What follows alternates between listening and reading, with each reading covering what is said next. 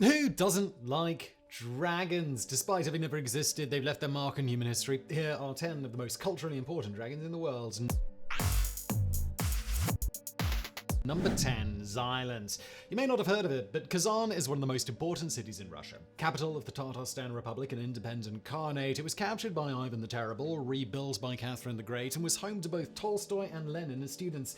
It's actually a century and a half older than Moscow and better displays the East meets West mystique of Eurasia.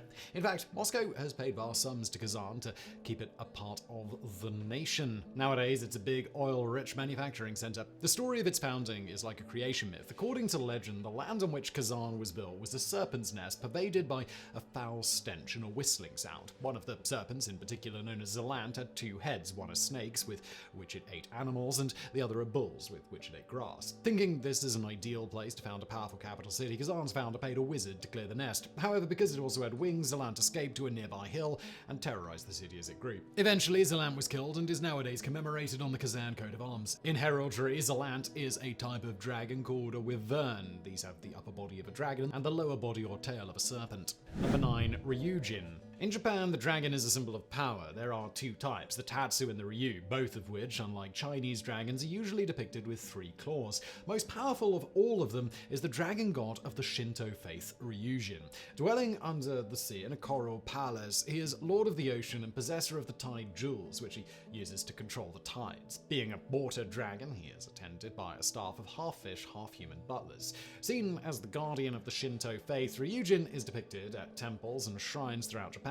Under him are the Dragon Kings, which are perhaps the most diverse dragons in the world. They include the 40-foot-long Han Ryu, striped with 9 different colors, the 8-headed Yamata no Orochi, and the super-sighted Ryu, who can see for more than 100 miles. Ryujin also has a daughter, the luminous jewel Toyotama Hime. As Dragon Princess of the Sea, she is renowned for her extreme beauty, except in dragon form. Number 8, Antaboga. A mainstay of Javanese shadow plays, Antaboga, the World Serpent, is older than age itself. Antaboga spent all his timelessness meditating, eventually meditating into existence a companion, the world turtle Bedwang. This was the beginning of the universe. Noticing Bedwang came with an underworld as well as a world, Antaboga placed a black stone lid to keep it shut. But the underworld gods Satasuyara and Batarakala didn't like the dark and they pushed it back up, allowing earth and light to flow into existence, followed by water and skies, the sun, moon, stars, and so on. Then, with the universe created, Antaboga departed for heaven. However, the story doesn't end there. In heaven, he was asked to build a palace for the supreme god Batara Guru and found it impossible without arms or legs. So the dragon wept, and from his tears came a jewel-encrusted egg. Fortunately, this was enough to please Batara Guru, who thought of it as an excellent decoration for his palace, even after the goddess Dewi Shri hatched out. 7. Fafnir. Once a mortal man, Fafnir became a dragon after killing his dad for his gold, which, unknown to him, was cursed by the Norse god Odin. Unable to spend his ill-gotten fortune, Fafnir was doomed to protect it until the hero Sigurd, spurred on by Odin and Fafnir's own brother Regin, slayed him. On the brother's request, Sigurd also took out Fafnir's heart and roasted it over a fire. According to tradition, Regin hoped to gain knowledge by eating the heart of a dragon. Unfortunately for him, however, Sigurd touched the heart while it was cooking to check if it was done, burning his thumb. Then he stuck his burned thumb in his mouth, inadvertently consuming some of the heart, and suddenly found himself able to understand the language of birds, which warned him just in the nick of time that Regin planned to kill him. So Sigurd killed Regin instead and took Fafnir's treasure for himself. What makes Fafnir so important, you might be asking? Well, this Old Norse dragon wasn't just the star of the Sunga saga, he was also a key influence for J.R.R. Tolkien and a template for the Hobbit's dragon Smaug. Like Fafnir, who warned Sigurd away from his hoard, saying, "That same gold which I have owned shall be thy bane too," Smaug can talk. "My armor is like tenfold shields," he once built by Baggins. My teeth are swords. My claws are spears. And so on. And of course, Baggins, like Sigurd, is there to steal his treasure. Fafnir and other dragons in ancient literature, including the dragon in Beowulf, weren't just models for Smaug, though they were the spark behind the whole Middle-earth. "I desired dragons with a profound desire," Tolkien once said, describing the world that contained even the imagination of Fafnir as rich and beautiful. In fact, some of his earliest stories were about dragons, so without Fafnir, we may never have had The Lord of the Rings, or even the fantasy genre as we know it, which would be a terrible, terrible shame. Number 6. St. George's Dragon. The dragon slain by the Greek-born Roman soldier known today as St. George lived near the city of Cyllene in present-day Libya. According to the story, he rode into town amid a gathering storm and skewered the beast on his lance, which he named Ascalon. He named his lance. However, it wasn't until the 9th century, 500 years after St. George's death, that the earliest depictions appeared. The tale didn't even reach Western Europe until the 13th century, almost a millennium after his death. In other words, it's safe to say that this story was no more than a fable. It's shocking, we know. That's not to say people in the Middle Ages didn't believe in dragons, though they did.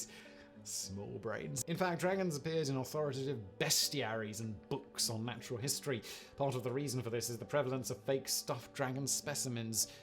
Dragons. But it also had to do with things getting lost in translation. In Europe, at least, the mythical dragon probably evolved through centuries of embellishment and what was originally just some kind of boring old snake, because the Greek word for serpent is draken. Number 5. Why Ddraig Goch? Maybe. The Welsh national flag is one of the most striking in the world, a large and detailed red dragon, Ddraig Goch in Welsh, on a background of green and white. And while officially it only dates back to 1959, the red dragon has been an emblem of Wales for much longer, used as early as 655 AD by Cadwal, the King of Gwynedd. The red dragon also featured as a symbol of Wales in the 12th century legend of Merlin, waking up and fighting a white dragon representing England. In fact, King Arthur's father, Uther Pendragon's name means dragon head. In 1346, at the Battle of Crecy, green and white-clad Welsh archers marched under a red dragon standard. But it was Henry VII who first superimposed the image of the red dragon, a sign of his Cadwal lineage, on a background of green and white, the colours of the House of Tudor, for his flag at the Battle of Bosworth. By the beginning of the 19th century, when Britain annexed Ireland, the red dragon was an obvious choice for the national emblem of Wales. In 1953, it was surrounded by a circle, and given the text in Welsh, which I'm not even going to try to pronounce, but in English is "the red dragon gives impetus." Number 4, the Great Red Dragon. In the Bible's apocalyptic final book, the Book of Revelation, Satan appears as the Great Red Dragon. And he's not holding back. The 7-headed, 10-horned beast, thought to symbolize the 7 hills of Rome, appeared and swept down a third of the stars of heaven and cast them to the earth. Then he stood before the woman who was about to give birth, so that when she bore her child, he might devour it. Famously painted by William Blake, the Great Red Dragon hates the woman for giving birth to a follower of God. In Blake's series of watercolors, the sky is stormy and dark, whipped up by the beating of the red dragon's wings. A flood invoked by the dragon rises to engulf her, but at the last moment, as the dragon hovers to watch her drown, God saves her by granting her wings. It's a miracle. For Blake, good and evil were two sides of the same coin, hence the depiction of the woman's arms and the dragon's arms both outstretched in a mirror image.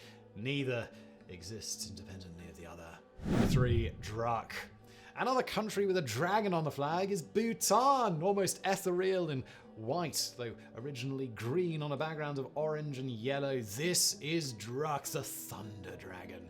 Actually, to the people who live there, the Drukpa, Bhutan's real name is Drukgyal, the land of the Thunder Dragon. There's a whole Thunder Dragon culture with dragon temples and monuments that's passed from generation to generation since ancient times. Druk originated in Tibet and spread to Bhutan as the Drukpa Kagyu lineage. In Tibetan mythology, Druk is subordinate to the Klu Chinese-style water dragons, temperamental in nature, whose queen would ride out with garments made of snakes and a bag full of disease. What's in the bag? Diseases. Okay. Druk is more generally benevolent. On the flag of Bhutan, its white scales represent purity and the unity of different ethnic groups, while the jewels in its claws represent the wealth and perfection of Drukgyal, or Bhutan. Number 2, La Gargouille. The French town of Rouen was, in the Middle Ages, terrorized by a bloodthirsty dragon, at least according to legends.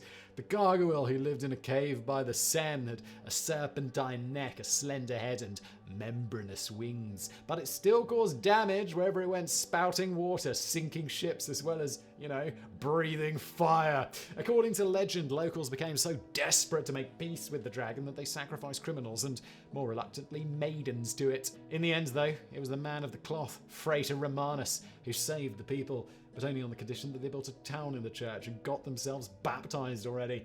After they agreed, he rode out to La Gargouille and tamed it with the sign of a cross and then let it back to be burned at the stake. Only its head and neck survived being fire retardants, naturally. So they were mounted on the wall of the town. A replica was also carved into Rouen Cathedral, becoming the world's first gargoyle, the architectural waterspouts named for the dragon. The gargoyle's name, by the way, comes from the late Latin gargula, meaning throat. Number 1, the Azure Dragon.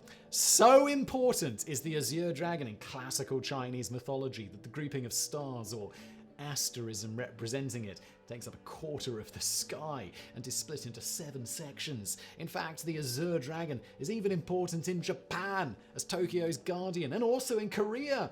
Representatives of the East, the Azure Dragon is one of the 4 cardinal totems, the others being the vermilion bird, south, the white tiger, west, and the black tortoise in the north. It has control over the weather, breathing clouds and influencing rivers, lakes, and seas. There are many other dragons in Chinese mythology, of course. Beside the Dragon King, who controls all of China's seas and can take any form, the Azure Dragon is simply the wealth, and the Cloud Dragon, who flies through clouds to make it rain, and is often depicted in paintings.